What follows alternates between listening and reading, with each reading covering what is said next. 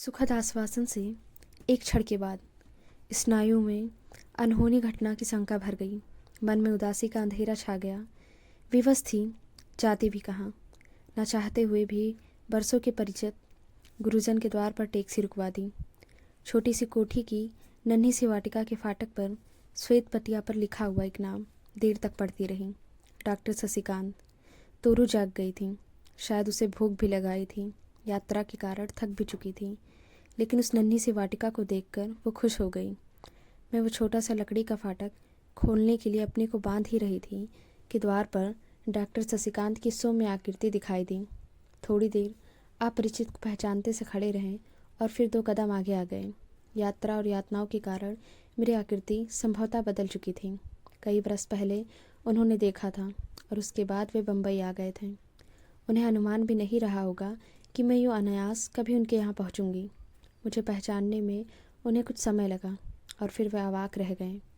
बिना किसी पूर्व सूचना के अबोध बच्ची को साथ लेकर बिल्कुल अकेले उनके यहाँ क्यों और कैसे आ गई। जीजी ने पहचाना तो गले लगाया। वे भी स्तब्ध थीं।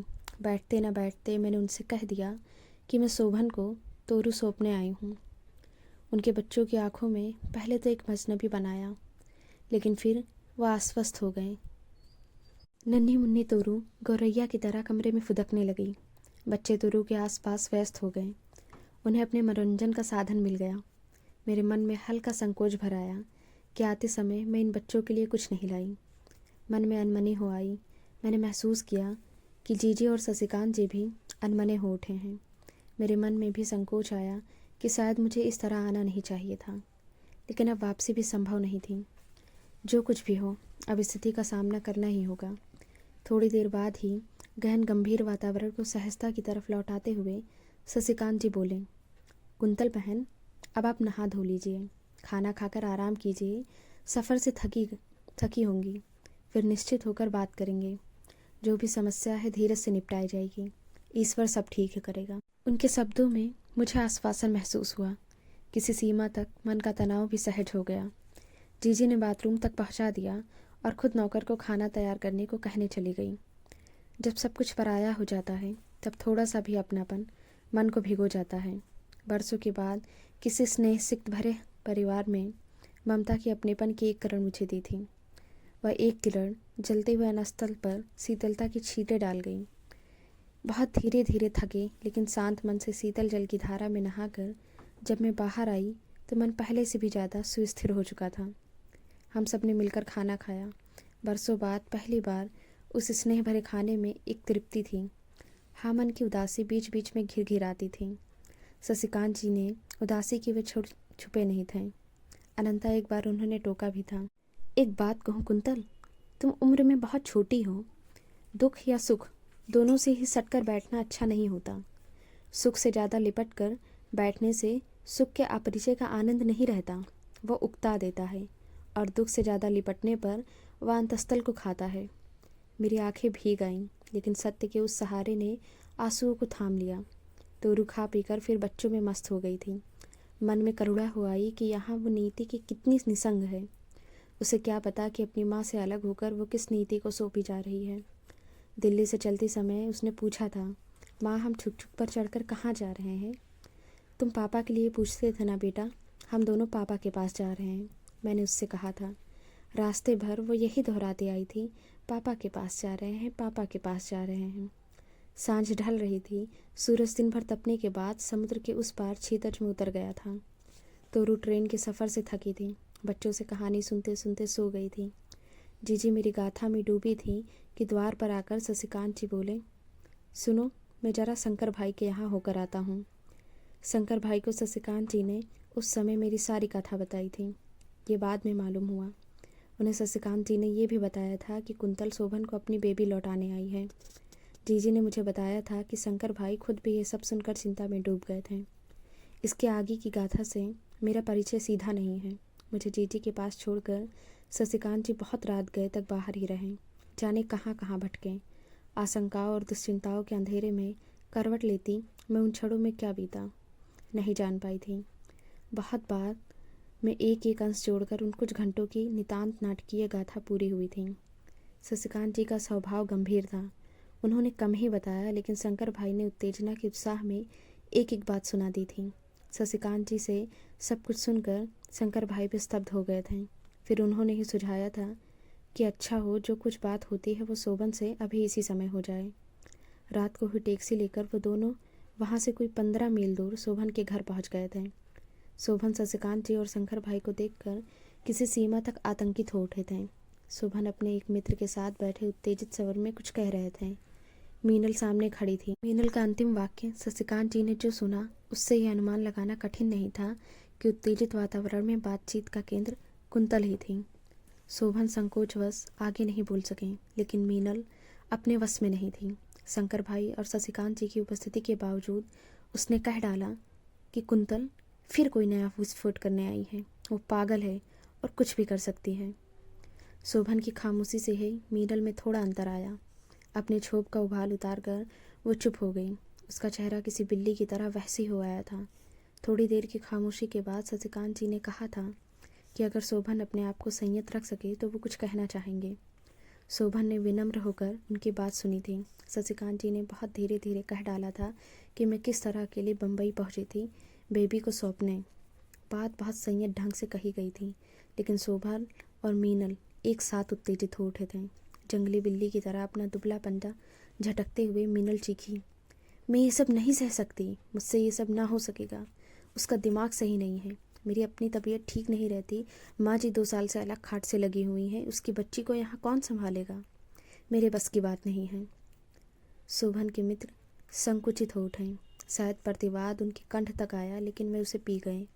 फिर बहुत दबे स्वर में उन्होंने कहा, हाँ, छोटी बच्ची की समस्या तो होगी, और फिर आपकी तबीयत तो काफ़ी ख़राब है। शशिकांत जी ने थोड़ी तीखी आंखों से उनकी ओर देखा तो वे संकुचित होकर चुप हो गए। थोड़ी देर सभी चुप रहे। फिर शशिकांत जी अपने गंभीर स्वर में बोले, शोभन, तुम मुझसे छोटे हो, मेरे विद्यार्थी भी रह चुके हो, लेकिन जो कुछ भी कहूँगा वो उस नाते नहीं। तुम विद्वान हो, समर्थ हो, रचनाकार हो, समाज के एक जिम्मेदार सदस्य हो। इस नाते ही जो बात कहूँगा उसको सम्मान दोगे, ऐसी अपेक्षा करता हूँ। ये सच है कि कुंतल और तुम्हारे बीच सब सद्भावना शेष नहीं है, लेकिन वो बच्ची तो इससे परे है ना। शोभन अचानक कुछ बोलने को हुए, लेकिन शशिकांत जी ने उन्हें रोक दिया। मुझे बात पूरी कर लेने दो शोभन, फिर तुम जी खोल कर अपनी बात कह लेना। तुम प्रबुद्ध हो, निर्णय तो तुम्हें ही लेना होगा। तुम्हारे और कुंतल के बीच सद्भावना का जो सूत्र टूटा है, सच कहो, क्या उसमें तोरू का हाथ हो सकता है? उसे क्यों दंड देते हो? दोष मान लिया, कुंतल का ही मान लिया, बच्ची ने क्या किया है? तुम्हारी बच्ची तुम्हें छोड़ और किसका आश्रय लेगी? शोभन बहुत गंभीर हुआ है और देर तक कुछ सोचते रहे थे। शंकर भाई और शशिकांत जी एक सीमा तक आश्वस्त हो गए थे कि शायद बात शोभन पर असर कर गई, लेकिन शोभन ने एक लंबी सांस लेकर अपना चेहरा ऊपर उठाया और बोले, शशिकांत जी, आपकी बात का मैं विरोध नहीं करता, लेकिन आप कुंतल को नहीं जानते। कल को वो हंगामा खड़ा करेगी तो आपका भी वश नहीं चलेगा। अगर उसने ये शोर मचाया कि बेबी को हमने ज़बरदस्ती छीन लिया है, तो हम सब के लिए संकट हो जाएगा। मुझे क्षमा कीजिए शशिकांत जी, मैं मजबूर हूँ। शशिकांत जी का चेहरा खिंच गया था। शंकर भाई उत्तेजित हो उठे थे। शोभन की ओर झुककर उन्होंने तीखे स्वर में कहा, शोभन जी, आपका हठ निर्मम ही नहीं, अमानवीय भी है। कुंतल जी भी इतनी ज़्यादा बीमार है, खुद चलकर न जाने कैसे बम्बई पहुंची हैं। पता नहीं कितने दिन जिएंगी, और आप हैं कि अपनी बच्ची को सहारा नहीं देना चाहते। आप उसे अनाथ गंदी गलियों में भटकने को छोड़ देना चाहते हैं। कोई बात नहीं, आप साहित्यकार हैं, साहित्यकार समाज के ही एक सदस्य हैं। आपका दायित्व हम सब साहित्यकार मिलकर निभाएंगे। शोभन स्तब्ध होकर बैठ गए। कमरे में मनहूसियत की घुटन भर गई। ऐसा लगने लगा कि शोभन की सांस घुट रही है। मीनल चुपचाप उठकर अंदर चली गई और शोभन पत्थर की मूर्ति की तरह जमकर बैठे रहे। शशिकांत जी ने स्थिति को पहचाना, हाथ बढ़ाकर शोभन के कंधे पर रख दिया और सांत्वना देते हुए से बोले, शोभन, तुम क्या जिम्मेदारी से भागोगे? सोचो शोभन। कमरे में फिर खामोशी छा गई। थोड़ी देर बाद शोभन ने जैसे अपने साहस को समेटा और कहा, ठीक है शशिकांत जी, आप मेरे बड़े हैं और मुझे ये आदेश दे सकते हैं। मैं इनकार भी नहीं करूँगा, लेकिन एक बात मेरी भी माननी होगी। बच्ची मैं अदालत के ज़रिए ही लूँगा।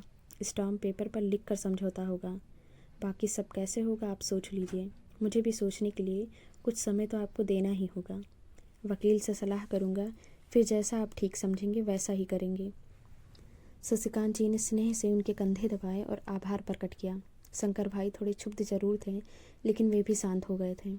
थोड़ी से औपचारिक बातचीत के बाद शशिकांत जी उठ खड़े हुए। दरवाजे तक आते आते उन्होंने कहा, बुरा मत मानना शोभन, कितनी रात गए तकलीफ दी। तुम्हारे यहाँ आया तो इतने अपीरे प्रसंग के सिलसिले में। शोभन भी सहज हो चले थे। हाथ जोड़कर उन्होंने कहा, लज्जित न करें आप, इतनी रात गए, इतनी दूर से आए हैं आप, मैं तो आतिथ्य भी न कर सका। चलते चलते तय हुआ था 18 मार्च 1962। डायरी में ये तारीख पड़ी हुई है। 17 मार्च की उस निर्णायक रात्रि के बाद केवल कुछ घंटों के अंतर से ही 10 बजे के करीब वकील के तय हो जाने के बारे में फ़ोन आया शशिकांत जी के पास। वकील तय हुआ है। माँ और बेटी के बीच दीवार खड़ी करने के लिए वकील खड़ा किया गया है। ये सोचकर मन जाने कैसा कैसा हो गया था। अंदर कहीं कुछ कचोटने लगा था। कैसा होता है वो क्षण जब माँ अपनी एकमात्र बच्ची से अलग होती है। इसके बारे में सोचना शायद सहज है, भोगना बहुत मुश्किल। तोरू बहुत खुश थी। नई जगह पाकर वह किलक किलक उठती थी, बार बार हाथ छुड़ाकर भाग जाती थी। उसका इस तरह खुश होना मन को और अधिक बींध रहा था। मन पत्थर से भी अधिक भारी हो रहा था। क्या उसके बिना जिया जा सकेगा? क्या उसके बिना मन को बांध सकूंगी? वो क्षण कैसा होगा जब तोरू को अंतिम बार सीने से चिपकाकर हमेशा के लिए अलग करना पड़ेगा।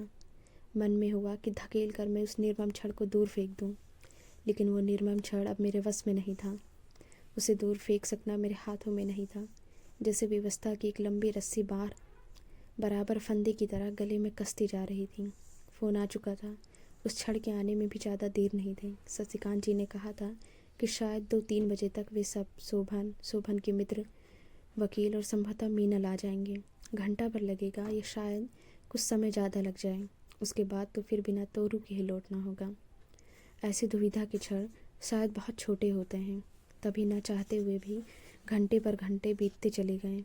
जैसे बहुत ढाल वाली धरती पर अनायास ही सारे प्रयत्नों के बाद भी कोई गाड़ी लुढ़कती ही चली जाती है, उसी तरह क्षण पर क्षण बीतते ही चले गए। और अनंतः लगभग 2:30 बजे शशिकांत जी ने कहा कि वे लोग आ गए और बाहर गाड़ी में हैं। शशिकांत जी ने ये कहा तो यातना की रेखाएं उनके चेहरे पर भी उभर आई थीं। मुझे पता था कि इस तरह तोरू की माँ के अलग होने में अपना भी योगदान समझकर वे पीड़ित हैं। सोचने का अब समय नहीं था। जो अंतिम क्षण मेरे भय का कारण था वो आ गया था।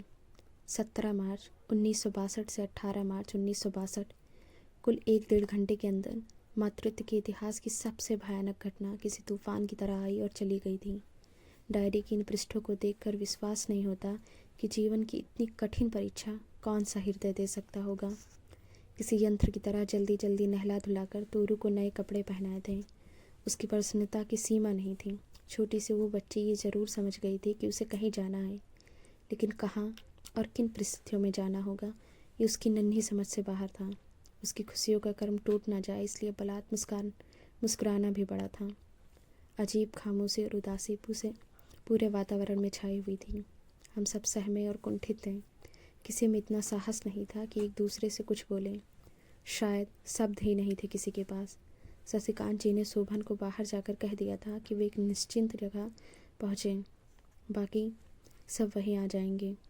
जाने के लिए टैक्सी आई तो अंतर्मन रो उठा। शंकर भाई साथ थे, शशिकांत जी, उनकी पत्नी और मैं, तोरू के साथ टैक्सी की पिछली सीट पर।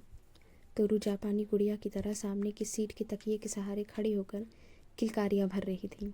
अचानक उसके एक वाक्य ने मेरे डूबते मन को फिर धक्का दिया।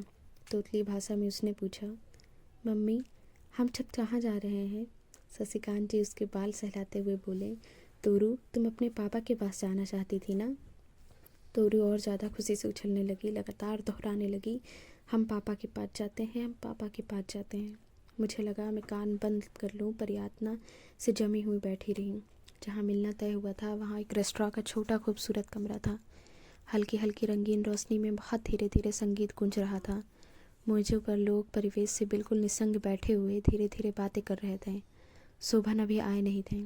एक कोने में पहले ही रिजर्व की हुई 2 मेज़ों की तरफ शशिकांत जी हम लोगों को लेकर बढ़ गए। शोभन कोई 10 मिनट बाद पहुँचे। बहुत रूखे और अनौपचारिक नमस्कार के बाद बैठ गए। उनके साथ वाला अपरिचित आदमी उनका वकील था। बैठने के बाद एक खामोशी छा गई। तभी तोरू की आवाज़ आई, माँ, मेरे पापा कौन है, कहाँ हैं? ऐसा ऐसा लगा जैसे शोभन की सिराओं में कंपन हुआ हो। वो कुछ अस्थिर हो उठे, बोलना चाह कर भी कुछ बोल नहीं पाए। मैं जड़ हुई पत्थर से बैठी रही। शशिकांत जी ने परिस्थिति को संभाला, धीरे से बोले, ठहर जा बेटे, अभी आते हैं तेरे पापा। जाने क्यों मेरी आंखें भर आईं और मैंने देखा 2 पल रुककर शोभन अपनी कुर्सी से उठे और तोरू को उन्होंने अपने बाहों में भर लिया। तोरू इस अनायास प्यार से सहम गई, उनकी बाहों से छूटने के लिए छटपटाने लगी। तभी शोभन ने कहा, मैं हूँ तेरा पापा बेटे। स्वर से लगा कि वे थोड़े आर्द्र हो आए थे। तोरू ने उन्हें पापा के रूप में पहचाना तो पहले वो संकुचित हो मेरी ओर देखने लगी, फिर थोड़ी देर में सहज हो गई।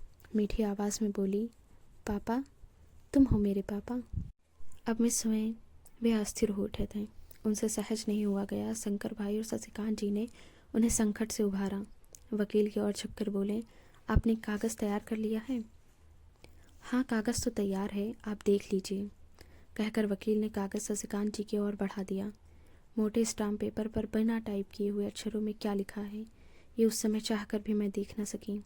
कागज़ अभी पढ़ा जा रहा था कि शोभन के नाटककार मित्र राजहंस भी आ पहुँचे। मेरा मन और अधिक कुंठा से भर उठा। शशिकांत जी ने वो कागज़ उन्हें भी पढ़ाया। मैं जानती हूँ वो कागज़ वे पहले से ही पढ़ चुके होंगे, लेकिन फिर भी उन्होंने पढ़ने का नाटक किया। अंत में वो कागज़ शशिकांत जी ने मेरे सामने रख दिया।